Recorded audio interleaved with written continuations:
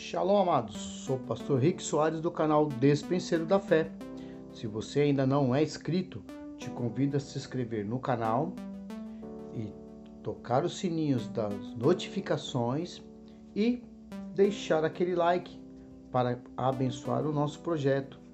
Você é muito bem-vindo e sempre haverá uma palavra ao seu coração. Que Deus vos abençoe. Shalom, amados. Bem-vindo ao canal Despenseiro da Fé.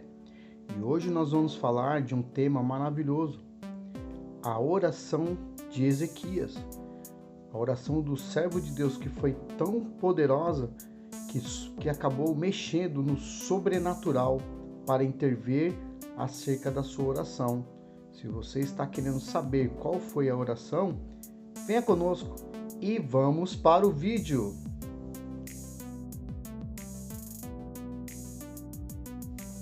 Shalom, amados. Então vamos para o vídeo de maneira que o Senhor venha despertar sobre nós a promessa, a graça e a misericórdia.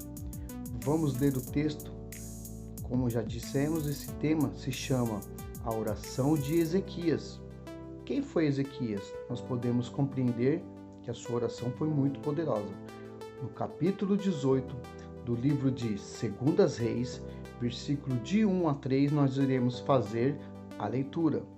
Diz assim: no terceiro ano do rei Oséias, filho de Elá, rei de Israel, começou a reinar Ezequias, filho de Acás, rei de Judá. Tinha 25 anos de idade quando começou a reinar e reinou 29 anos em Jerusalém. Sua mãe se chamava Abi e era filha de Zacarias. E fez ele o que era reto perante ao Senhor, segundo tudo o que fizera Davi seu pai. Então nós podemos entender, podemos constatar que Ezequias fez tudo aquilo que era necessário para restituir novamente a condição religiosa de Israel. Seu pai, Acás, foi um péssimo rei, agiu de maneira errada, não seguiu os preceitos que havia sido passado de geração a geração através dos reis, e ele seguiu o seu próprio caminho, colocando ídolos, instituindo sacrifícios a deuses estranhos, e Deus não se agradava, até que chegou o tempo em que Deus permitiu que ele acabou perdendo a sua vida, e seu filho, com 25 anos de idade, Ezequias, assumiu o reinado, mas ele tinha o coração diante de Deus, e ele pegou e fez aquilo que era reto aos olhos do Senhor, como diz no versículo 3 do capítulo 18 de 2 Reis, E fez o que era reto perante o Senhor, segundo tudo que fizera Davi, seu pai. Então ele diz assim que tudo que ele aprendeu acerca do que era, do que não era, o que era correto, o que não era correto, ele fez. Ele tirou os ídolos que seu pai havia colocado, instituiu novamente a adoração ao Senhor, fez o concerto com Israel e o concerto diante do altar do Senhor. É importante que toda a formação espiritual na nossa vida, nós temos que estar coerente diante de Deus. Olha, não é que nós temos que estar, a igreja somos nós somos templos do Espírito Santo de Deus. O Senhor tem que estar na sua vida, a sua vida tem que estar no altar de Deus. Você quer receber as bênçãos, você quer receber vitória, a sua vida tem que estar perfeita diante de Deus. É o seu caráter, é a sua postura, é as suas decisões, é como você deve ser diante de Deus, é o que vai designar aquilo que nós estamos ou não estamos agradando a Deus. Então é a nossa postura, é a nossa condição diante de Deus que vai definir quem somos perante a Ele. Então Ezequias tomou uma postura. Ele poderia ter seguido o caminho dos seus pais, mas ele não aceitou. Ele poderia ter seguido o mesmo caminho dos demais, como o rei de Israel. Ali era o reino dividido, Reino do norte, reino do sul. Reino do norte, quem estava tomando conta era Oséias, filho de Elá. É tanto que foi arrastado, e por causa da desobediência e por causa da condição de ter adorado a deuses estranhos e ter se entregado e feito coisas erradas aos olhos de Deus, acabou sendo ali levado em cativeiro através do rei da Síria. Já Ezequias tomou uma postura diferente. Ele ficou numa postura na direção de Deus, procurou fazer a vontade de Deus, realizar aquilo que era certo aos olhos do Senhor e não se submeteu ao rei da Síria. Por mais adversidade que tivesse, mas ele se postou e falou assim: eu confio no Senhor, eu confio no meu Deus, não importa a minha aprovação, não importa a minha dificuldade, não importa o que venha passar na minha luta, na minha batalha do dia a dia, mas o importante é a postura que eu vou tomar condições. Olha, muitas vezes a gente fala assim, nós estamos passando por momentos difíceis, mas existe um socorro bem presente, nós temos um socorro todos os dias. Deus é o nosso socorro, Jesus é a nossa intercessão, Jesus é a nossa presença, é a Ele que devemos suplicar, é Ele que está à direita de Deus ali olhando e deixou para nós o Espírito Santo que intercede por nós com gemidos inexprimíveis. Olha só que bênção maravilhosa. Então nós temos uma condição de estar na presença de Deus, mas a postura tem que ser essa, estar diante de Deus, acertar a nossa comunhão com Deus, a nossa vida com Deus, agindo de maneira coerente com aquilo que o Senhor tem feito à nossa vida. Foi o que Ezequias fez. Ezequias restituiu o altar do Senhor, restituiu a fé novamente do povo, alinhou o povo novamente diante do Senhor e ali ele preparou o caminho para uma grande vitória, porque Senaqueribe queria destruir o povo de Judá. Senaqueribe queria destruir porque já tinha destruído metade do povo que pertencia ao reino do norte, né? Já tinha levado cativo, já tinha destruído nações, povos de diferentes deuses daquela época. Ele se achava que poderia fazer todas as coisas, mas ele se esqueceu que quando ele se achegou diante de um servo temente a Deus e ele começou a bater de frente com aquele que tinha todo o poder, toda a honra, toda a glória ao Deus Todo-Poderoso, aí o negócio ficou diferente, aí a atitude foi diferente, mas o coração de Ezequias estava totalmente confiante na grande vitória. E é isso que eu quero compartilhar, que Ezequias recebeu as ameaças de Rabsaque, recebeu as ameaças do rei da Síria, né, que chegou ali para impor uma condição de aprisionamento, de levar cativo o povo de Judá, mas Ezequias não aceitou. Ezequias bateu o pé e falou assim: olha, aqui Senaqueribe não vai invadir, aqui Senaqueribe não vai pôr os pés, porque aqui é o lugar onde o Jeová habita, onde Deus habita, aonde este povo tem adorado ao Deus vivo. E Rabsaque, que era o general de guerra enviado por Senaqueribe, ele começa a desdenhar de Deus, começa a desdenhar das vitórias daquele que tem todo o poder e autoridade. No capítulo 18, no versículo 33 a 36, diz assim: acaso os deuses das nações poderiam livrar cada um a sua terra das mãos do rei da Síria? Aonde estão os deuses de Ramate, os deuses de Arrapte? Aonde estão os deuses de Seravim, Rená e Ivan? Acaso livraram eles a Samaria das minhas mãos? As quais dentre todos os deuses desses países, os que livraram da sua terra das minhas mãos, para que o Senhor possa livrar a Jerusalém das minhas mãos?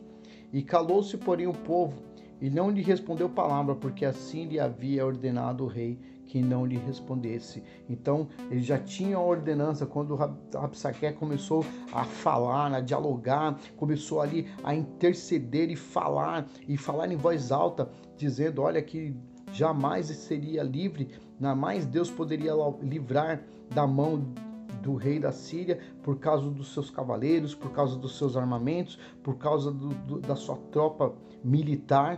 Mas ali o povo já estava ciente que Ezequias tinha perdido a orientação de Deus. Ezequias estava na presença de Deus, o povo estava na presença de Deus e sabia que o Senhor dos Exércitos é o mesmo que livrou exatamente o povo de 400 anos de escravidão do Egito, é o mesmo Deus que manteve o povo no deserto e que supriu suas necessidades, é o mesmo Deus que está agindo hoje sobre a sua vida, sobre a sua casa, é o mesmo Deus que move sobre os seus entes querido, e é o mesmo Deus que tem movido no sobrenatural para te abençoar. Esse é Deus Todo-Poderoso que está sobre a sua vida. E Rabsaque ali começou a falar e tentando intimidar os homens de Israel, intimidar ali o exército, intimidar o rei, mas o rei permaneceu firme, e ele foi e orou ao Senhor, pediu orientação a Deus. Naquela época, ainda no tempo de Ezequias, o profeta que estava ali diante dele, que era o profeta que intercedia diante de Deus, era Isaías, o profeta messiânico, o mesmo que ele conseguiu ter a visão de Jesus sendo crucificado. Esse mesmo Isaías foi o que teve a visão e deu a ordenança quando o povo estava cativo na Babilônia, e falando que o rei Medo-Persa, né, que Dário seria ali, Ciro haveria de libertar o povo de Israel. É o mesmo Isaías que tinha a palavra profética para anunciar e para dizer aquilo que haveria de ser e como haveria de se encaminhar. E Ezequias entrou na presença de Deus para buscar a sabedoria, para buscar ali uma intercessão da parte de Deus. No capítulo 19 do livro de 2 Reis, diz assim: e tendo Ezequias ouvido isto, rasgou as suas vestes, cobriu-se de pano de saco e entrou na casa do Senhor. Então enviou Erequim, o mordomo, e Sebna, o escrivão, e os anciãos dos sacerdotes, cobertos de panos de saco, ao profeta Isaías, filho de Amós. Então, Ezequias, quando começou a orar a Deus, ele enviou seus mensageiros ao profeta e começaram a falar com Isaías. Isaías, logo de prontidão, no capítulo 19, versículo 5 em diante, diz assim: e foram, pois, os servos do rei a Ezequias ter com Isaías. E Isaías lhe disse: dizei isto ao vosso Senhor, assim diz o Senhor, não temas por causa das palavras que ouviste, com quais os servos do rei da Síria blasfemaram de mim. E eis que meterei nele um espírito, e ele, ao ouvir certo rumor, voltará para a sua terra, e nela eu farei cair morto a espada. Então já estava dado a sequência. A afronta não era contra o rei de Israel, a afronta ali era contra Deus. Muitas vezes passamos essas afrontas, às vezes pela sua fé, pela sua postura, pela condição de você crer e acreditar naquilo que você tem entendimento, que Deus pode dar o livramento e dar a vitória. Muitas vezes somos afrontados. O inimigo quer dizer: olha, quem você não vai conseguir, você não vai superar, você não vai conseguir se livrar de tal problema. Eu quero dizer para você, você é muito mais do que vitorioso. Deus é sobre a sua vida. Existe um Deus sobre todo-poderoso sobre a sua causa, sobre a sua luta. A sua luta muitas vezes não vai ser só sua, ela vai ser diante de Deus, ela vai ser do Senhor dos exércitos, o Jeová Jireh, aquele que age, aquele, né? Como diz na linguagem israelita, hebraica, diz assim: Jeová Sabaoth, que é o Deus da guerra, o Deus que permite, o Deus que luta por você. É esse o Senhor que vai agir sobre a sua causa. Entrega sobre ele a sua aflição, entrega sobre Jesus a sua dor, entrega a sua luta momentânea ao Senhor, e ele vai te dar um livramento e vitória, porque o Senhor tem constituído sobre a tua casa, sobre a sua família, sobre o seu emprego, sobre os teus inimigos. O Senhor, ele moverá um agir sobrenatural sobre a sua vida, do mesmo jeito que agiu na vida de Ezequias. E Ezequias recebeu essa notícia, levou novamente a Rabsaque, ao general assírio, e ali ele começou a desdenhar novamente e falando: olha, não vai acontecer, nós vamos destruir, porque ele tinha ali um exército de 185 mil homens. Ele sabia, estava ali ponderado. Israel, claro, Judá não tinha condições de suportar uma batalha tão grande, mas Judá estava debaixo da proteção de Deus. Judá estava debaixo da graça do Senhor. Quando estamos debaixo da graça de Deus, o Senhor é a nossa maior fortaleza. O Senhor é aquele que cuida, o Senhor é aquele que te guarda, o Senhor é aquele que defende no momento de crise. É o Senhor Só devemos entregar a nossa vida diante dele e pedir para que ele venha nos abençoar e derramar de uma maneira poderosa. Essa é a palavra profética sobre a sua vida. Essa é a palavra profética que eu levanto sobre a sua casa, sobre o seu emprego, sobre a sua vida pessoal, sobre todos os problemas que você tem passado. Maior é aquele que está contigo. O Senhor é sobre a sua palavra e sobre a sua vida. Então, diz assim a palavra do Senhor, e Ezequias, quando ouviu e levou o discurso a Rabsaque continuou a blasfemar diante de Deus, e diz aqui no capítulo 19 do livro de 2 Reis, versículo 32, diz assim: pelo que assim diz o Senhor acerca do rei da Síria, não entrará nesta cidade, nem lançará nela flecha alguma, não virá perante ela com escudo, nem há de levantar tranqueira contra ela. Pelo caminho por onde vier, esse voltará, mas nesta cidade não entrará, diz o Senhor, porque eu defenderei essa cidade para livrar por amor de mim e por amor ao meu servo Davi. Nós conhecemos a história que a cidade de Judá, ela é prometida, ela foi instituída por Deus. Foi Deus que deu essa cidade e permitiu a conquista de Davi. Davi foi o maior rei de Israel. Davi foi onde colocou a sua cidade fortificada em Hebron. Foi ele que fortificou a cidade de Judá. Foi ele que reinou sobre o reino de Judá e o reino de Israel. Mas foi um dos maiores reis. Então Deus tinha uma promessa com a tribo de Judá. E Deus, como tem uma promessa sobre a minha vida, sobre a sua vida. O Senhor, segundo a profecia aqui, Isaías dizendo assim: olha, ele não entrará, não se preocupe, não tenha medo, porque não entrará tranqueira, não vai entrar com flecha, não vai entrar com escudo, eles não vão nem chegar a invadir, porque essa é a ordenança e é a minha palavra que está em jogo. Eu quero dizer sobre a sua vida, o Senhor está profetizando sobre a tua casa, o Senhor está profetizando sobre a sua vida, sobre o seu ministério, o Senhor está profetizando sobre a sua vida. Não entrará praga nenhuma, não entrará tranqueira nenhuma, por mais que o inimigo lance dardos inflamados, esses dardos serão aniquilados, porque o Senhor vai entrar com providência sobre a sua casa, sobre a sua família, sobre as suas adversidades. O Senhor está entrando com providência. Não chegará, não vai haver destruição. A ordem do Senhor é essa. Deus dará a vitória.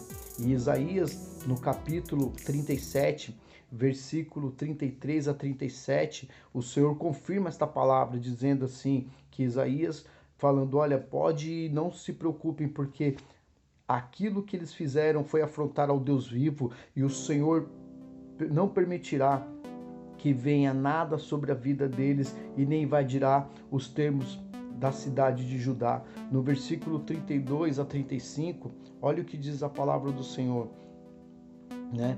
Assim diz o Senhor acerca do rei da Síria: não entrará nesta cidade, não lançará nela flecha alguma, não virá perante ela com escudo, nem há de se levantar tranqueiras contra ela. E pelo caminho por onde vier, esse voltará, mas na cidade não entrará, diz o Senhor, porque eu defenderei essa cidade para livrar por amor de mim e por amor do meu servo Davi.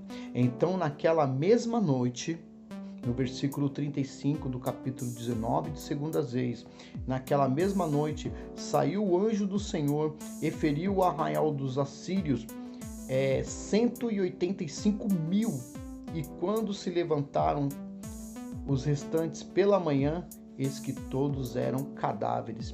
Deus enviou um anjo à meia-noite. Esse anjo feriu 185.000 homens dos soldados de Sinaqueribe. Quando ele acordou de manhã para invadir a cidade de Judá, só tinha cadáver. Cadê o homem que desafiava a Deus? Cadê o homem que estava batendo no peito falando assim: olha, eu tenho mais força, eu tenho poder ibérico, eu tenho um exército, eu posso afrontar? Não se levante contra Deus. Deus é maior que todas as coisas. Não devemos ter o orgulho. O orgulho derrubou um querubim. O orgulho destruiu anjos. O orgulho, a soberba, ela não vem de Deus. Ela é rebelião para com Deus. Mas quando nós somos fiéis ao Senhor e sabemos da nossa fraqueza, quando entendemos que nós não temos força, mas nos achegamos a Deus com humildade, O Senhor é aquele que nos ouve. Quantos e quantos Jesus não curou quando chegaram a Ele com humildade, pedindo a Ele socorro, pedindo a Ele para que pudesse ajudar, e Ele interviu com a sua mão poderosa, com o seu amor imutável e com o seu carinho e com a sua atenção. O Senhor se compadece da sua dor, o Senhor compadece do seu momento, o Senhor se compadece das nossas fraquezas. Ele sabe que somos fracos, mas quando nós sabemos nos achegar ao Pai, qual é o pai que vai negar um pão? Qual é o pai que vai negar um pedido do seu filho em necessidade? Nenhum. Eu sou pai, jamais negaria um pedido para o meu filho, por mais que seja. Eu faria de tudo para poder resolver e poder atender de maneira poderosa. Assim é Deus sobre a nossa vida. Ele atende conforme a sua necessidade. Se você gostou dessa mensagem, olha, se você está passando por alguma adversidade, se você está passando por algum problema neste momento, semelhante a uma luta espiritual, física, psicológica, eu não sei qual é o seu problema, mas eu quero te dizer que existe um Deus que, se Ele precisar enviar o anjo para batalhar sobre a tua vida, Ele vai enviar. Se Ele precisar mover céu e terra para poder te dar vitória, se precisar, como precisou Josué, que o sistema solar parasse para poder vencer aquela batalha, Ele para. Esse é o Deus do infinito, Deus do poder, Deus de graça, Deus de amor. O Senhor é sobre a sua vida e eu quero agradecer por este momento, por esta mensagem maravilhosa que possa falar melhor em cada coração e sobre a sua vida. O Senhor é contigo. Se você gostou da mensagem, gostaria que se inscrevesse no canal, tocasse os sininhos das notificações e deixasse aquele like para fortalecer o nosso trabalho. Que o Senhor vos abençoe e até o próximo vídeo. O Senhor é contigo. Shalom.